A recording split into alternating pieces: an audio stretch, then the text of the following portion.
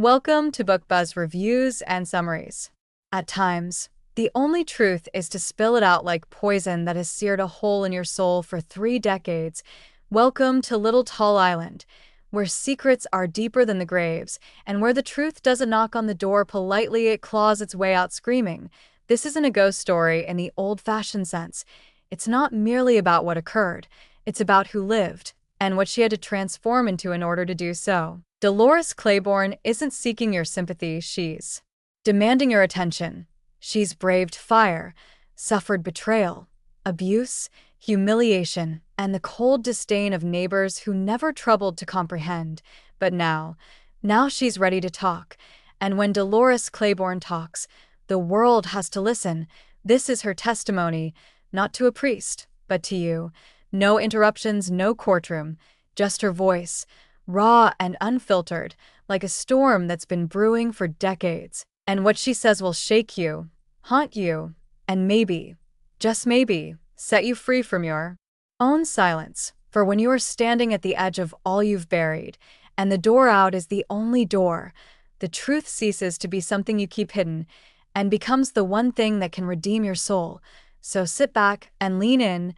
Dolores Claiborne has something to tell you, and God help you. You won't be the same once you hear it. Part 1. Confessions Under Eclipse. Book, Dolores Claiborne by Stephen King. Chapter 1. The Woman Who Went into the Police Station. Imagine a gray morning on Little Tall Island, Maine. The sort of day when the sea air is thick and the fog rolls in like secrets longing to be shared. That morning, Dolores Claiborne, a hard-faced, no-nonsense woman in her 60s, enters the police station, not with fear, but with purpose. She's not here to plead innocence. She's here to speak, and speak she does. For almost the entire novel, what transpires isn't a trial, but an all-out, soul-exposing confession. And she begins with the big one. What Vera Donovan got, she had coming. But before the readers can pass judgment, Dolores utters something even more chilling. It's not her death I need to discuss, it's Joe's. And so starts the downward spiral into the eerie, suspenseful, darkly powerful monologue of a woman who has borne more than her share of troubles and has come to the place where holding her tongue is no longer possible. Chapter 2. The Mistress and the Housekeeper. Dolores had been Vera Donovan's housekeeper, one of the richest and most reclusive women in Little Tall Island. The locals always believed Vera was a cold, demanding tyrant, and Dolores never refuted it. But behind all those lace curtains and rigid orders was a complex, barely expressed partnership between two women battered by life in very different ways. Vera wasn't merely Dolores's employer. She was a mirror. As Vera's body failed and her mind deteriorated into fragile hallucinations, Dolores stayed on, not simply as a servant, but as the sole anchor of sanity Vera had remaining. Even when Vera grew harsher, slapping Dolores or accusing her of trying to poison her food, Dolores remained, not out of duty, but because she knew it wasn't love, it wasn't loyalty, it was something more profound. But then Vera fell down the stairs, and the whisper started. Chapter 3. Joe St. George, a man who cast a long shadow. Before we get to whether or not Dolores killed Vera, we have to meet the real monster of her life.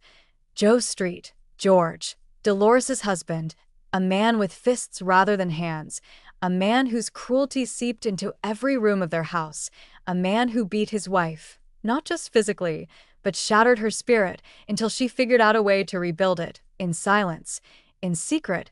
Joe was the stereotypical small-town drunk, smart enough to stay under the radar, mean enough to ruin the people who relied on him. He wasn't always a bad guy, but once he turned, and nobody in the town, no lawman for sure, cares enough to do anything. Dolores's efforts to seek help were met with smirks, shrugs, or silence. But Dolores could have taken it, until she couldn't, because one day her daughter Selena arrived at her doorstep with haunted eyes, and Dolores saw in those eyes what Joe had done. That was the moment she stopped being a victim. That was the moment she started planning. Chapter 4. The Eclipse and the End of Innocence. Stephen King skillfully employs a solar eclipse as metaphor, an atmospheric and literal shroud over horror and truth.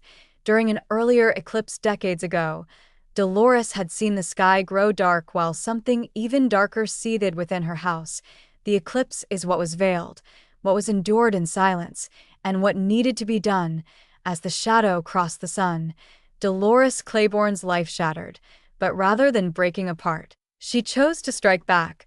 What ensues afterward is not merely a story of murder. It is a story of freedom, but freedom is expensive. Part 2. Blueprints of Murder. Chapter 5. The Woman with a War Inside Her. By this time, readers know that this is not a whodunit, it's a whydunit. Dolores Claiborne is not some evil person with an evil grin. She is a woman strangled by decades of cruelty, humiliation, and loneliness. After years of abuse by her husband, George, and seeing her daughter Selena start to show the effects of his disgusting attention, Dolores had only two options: allow her family to corrupt from the inside out, or commit the unthinkable. Her voice does not shake as she admits to it's steel, gritty, certain, and agonizing. Dolores did not want to be a killer, but neither was she going to stand by while her daughter was destroyed. Sometimes, being a mother means doing things that would make other people sleep with the lights on. Chapter 6. A Plan Written in Silence. She couldn't turn to the law. They'd ridiculed her once. They'd do it again. So she studied. She observed. She waited. Joe had a tendency to get loose on the bottle, staggering drunk around the island as if he owned it. But sometimes he'd head to the old well and back, deep and dark and old. Dolores knew it was not safe, knew it was just waiting for the wrong move. And then the day, Dolores coaxed him there, to the rim of the old well, with his pride, his desire to be superior. She acted the humble wife once more, and then he fell. Was it an accident? Was he pushed? She allows the question to hang as mist on the coast of the island. The body was never discovered. The tale that Joe had disappeared on a drunken rampage stuck momentarily, but the islanders always questioned, and Selena, she was never aware of what happened until today. Chapter 7. Vera Donovan, The Dark Mirror. As Dolores discusses her history with Joe, she interweaves her complicated history with her employer. Vera Donovan, Vera, rich and mean, saw in Dolores the type of woman who might make it. She pushed her hard, teased her, assigned her unachievable expectations. But behind those cold eyes, Vera was familiar with pain as well. And then one day, Vera said something to Dolores that altered everything. Sometimes, Dolores, an accident can be an unhappy woman's best friend. It wasn't a mere comment. It was a permission slip. Vera had murdered her own husband years ago. With a faulty brake cable and an artful expression of horror, she had pulled it off, and now she was sharing the secret. That changed everything. Vera didn't simply hire Dolores. She empowered her. Two women, one wealthy, one poor, one shattered by power, the other by helplessness, both compelled to kill not for money, not for vengeance, but for liberation. Chapter 8. The Ghosts Who Don't Die. Even after Joe's death, Dolores didn't experience peace. The town gossiped, the kids pointed, and worst of all, Selena changed. She never talked about what Joe had done. She kept it hidden, behind denial walls, but she buried her mother in there too. In her mind, Dolores was twisted by the darkness, either implicated, monstrous, or worse. Selena fled the island, left Dolores, left everything behind, and for decades, Dolores bore not guilt, but sorrow. Not for what she'd done, but for what she'd lost in doing it. I saved her, yes, but I lost her in the saving. This is not a revenge story. It's not even a story about a crime. It's a love story between a mother and daughter, distorted by trauma and marked by the price of survival. Part 3. The Fall of Vera Donovan. Chapter 9. The Old Queen in Her Crumbling Castle. Years have gone by. George is dead. Selena has departed, and Dolores Claiborne remains on Little Tall Island, growing older as the cracked wood upon an old salt-weathered house. But she's not alone. Vera Donovan, the once spotless mistress of a fine house, now weak, dotty, and dwindling by the day, the acid-tongued queen of doilies and laces recourse to tantrums, hallucinations, and flashes of lapidary lucidity. She soils her slacks. She bellowed at nothing. She sees phantoms in her drapes, and amidst it all, Dolores remains. Not because it's her profession, but because at the core, Dolores owes Vera. Vera had once been able to offer her a perverse sort of hope, that a woman might reclaim power in a man's world, even if the cost was sin. But now Vera isn't queen. She's rubble, and the town starts to speculate again. Why would Dolores remain? What's holding her within that ramshackle mansion? That question would be answered soon. Chapter 10. The bitch died screaming. And then Vera falls. It's a savage, frightening thing. Dolores finds her at the foot of the stairs, bones contorted, neck broken, her last gasp spitting out like steam from a ruptured pipe, and voila! Dolores becomes the subject of town gossip once more accused of murder. It's not hard to imagine. Indeed, Dolores Claiborne already possesses the eyes of a killer, the hard jaw, the cold gaze, and it's convenient, isn't it? Vera leaves her wealth behind. Dolores was present, the perfect storm. But what the island is unaware of is that Vera didn't die from a shove. She died from releasing. Dolores explains to the detectives how Vera had pleaded to be let go. For days, for months, screaming in dementia, begging death to step in and take her. Dolores had said no. She wouldn't cross that line once more. She already bore one grave in her heart. She couldn't bear another. But Vera slipped, and at the last moment, regarded Dolores not with accusation but with relief. It wasn't a push, it was a passing, but the law doesn't listen to metaphors. Chapter 11. Selena's Return.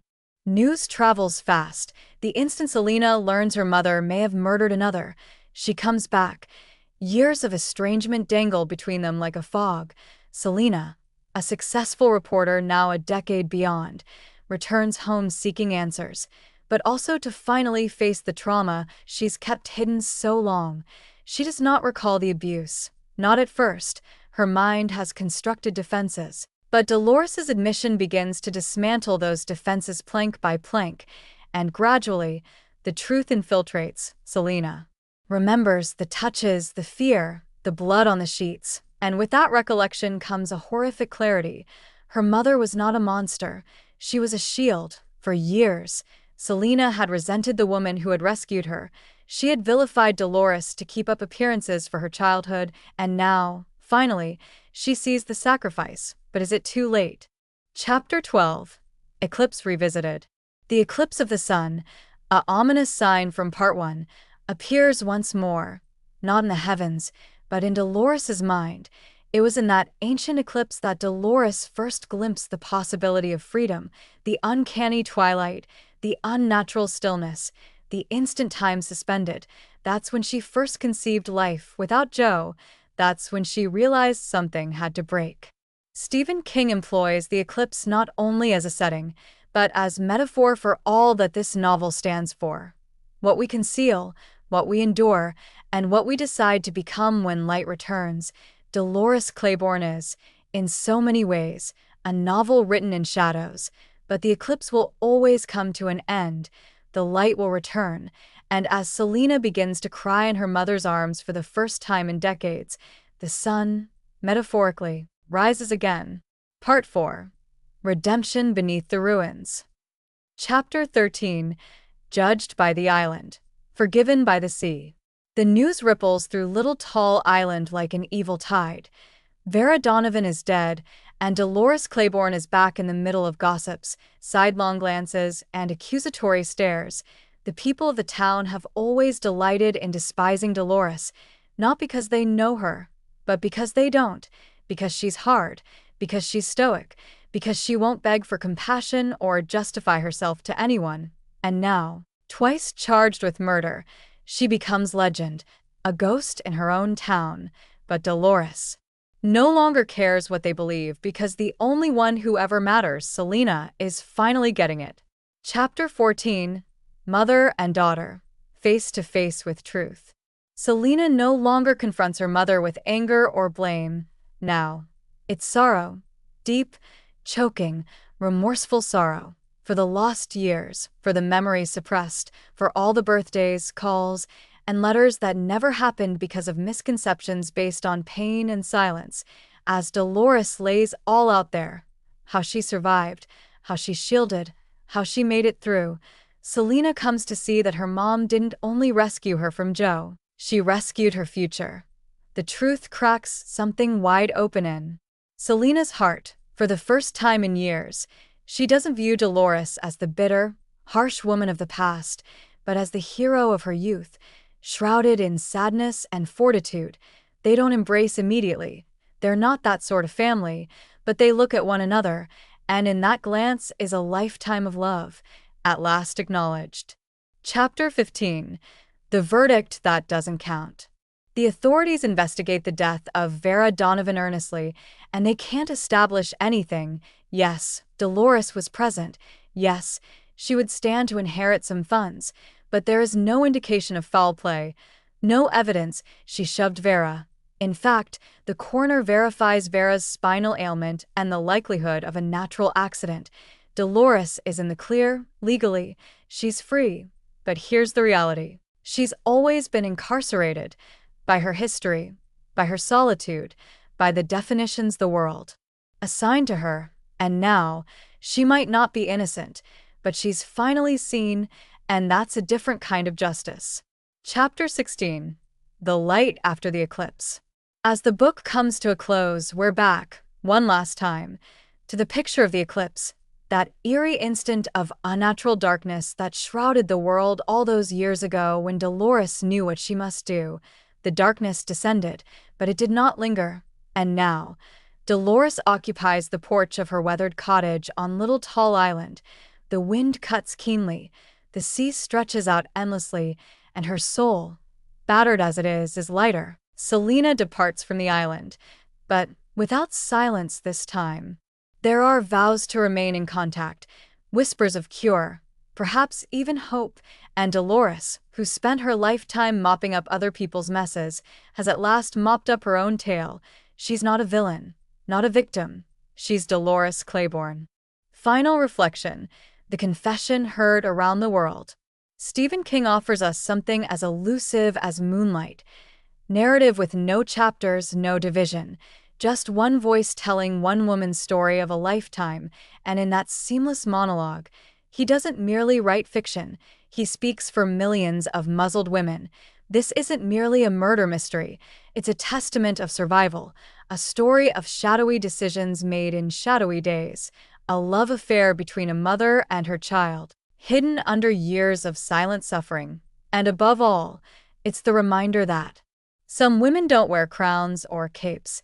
They wear aprons, welts, and silent strength. They don't plead to be remembered. But once you hear them tell their tale, you'll never forget them. Find out more from the book. Thanks for listening to BookBuzz reviews and summaries.